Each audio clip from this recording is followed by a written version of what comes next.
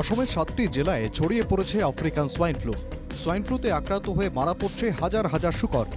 বড় বিপদের আশঙ্কায় সরকারি উদ্যোগে চলছে শূকর নিধন প্রক্রিয়া। ইতিমধ্যেই অজস্র শূকর নিধন করা হয়েছে। খামারগুলিতে রীতিমতো তাণ্ডব সোয়াইন ফ্লুর। পথে বসেছেন অসংখ্য শূকর পালক। এরই মধ্যে শূকরের মাংস বিক্রি নিয়ে নতুন এসওপি ঘোষণা করবে সরকার, জানালেন পশুপালন মন্ত্রী কৃষ্ণেন্দু পাল।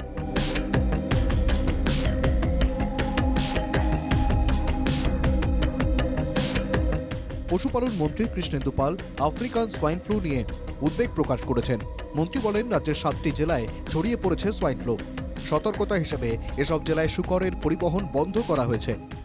আফ্রিকান সোয়াইন ফ্লু এএসএফ সমগ্র আসামের প্রায় 60টা জেলায় এখন খুব বেশিভাবে তার প্রকোপ, এবং এই 60টা জেলায় ইনার ট্রান্সপোর্ট যেটা এটা রদ করা হয়েছে।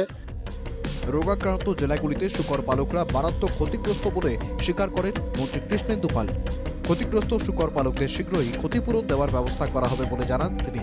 আমাদের খেতিয়ক বা কৃষক যারা গাহরি পালন করেন, বড় বড় ফার্ম আছে বা অনেকে উঠানে নিজের বাসায় গাহরি পালন করেন, তাদের জন্য যে লস হয়েছে, যেগুলো কালিং হয়েছে, এইগুলা খুব তাড়াতাড়ি তাদের কম্পেনসেশন যাতে তাদের রিইম্বার্স করা যায়, তার জন্য ব্যবস্থা হাতে নেওয়া হয়েছে।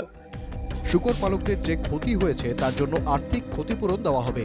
মন্ত্রী জানান, ক্ষতিপূরণের অর্ধেক টাকা দেবে কেন্দ্রীয় সরকার এবং বাকি অর্ধেক দেবে রাজ্য।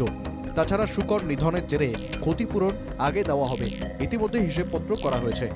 এইটো হল সেন্ট্রাল গভর্নমেন্টৰ ফালৰ পৰা 50% আৰু ষ্টেট গভৰ্নমেণ্টে 50% এইটো আমাৰ এই লছটো বিয়াৰ কৰা হয়, আৰু যিমান কালিং হয় এইটো লছটো আগত দিয়া হয়।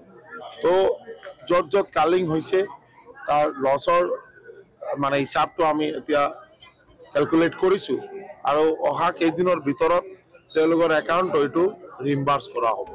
এদিন পশুপালন মন্ত্রী কৃষ্ণেন্দু পাল হাইলাকান্দিতে 3টি রাস্তার শিলান্যাস করেন। তারপর জেলা শাসকের অফিসে এক পর্যালোচনা বৈঠকে অংশ নেন।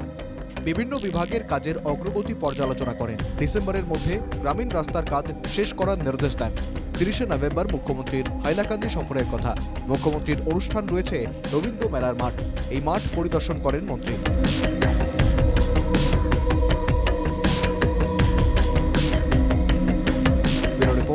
NKTV বাংলা।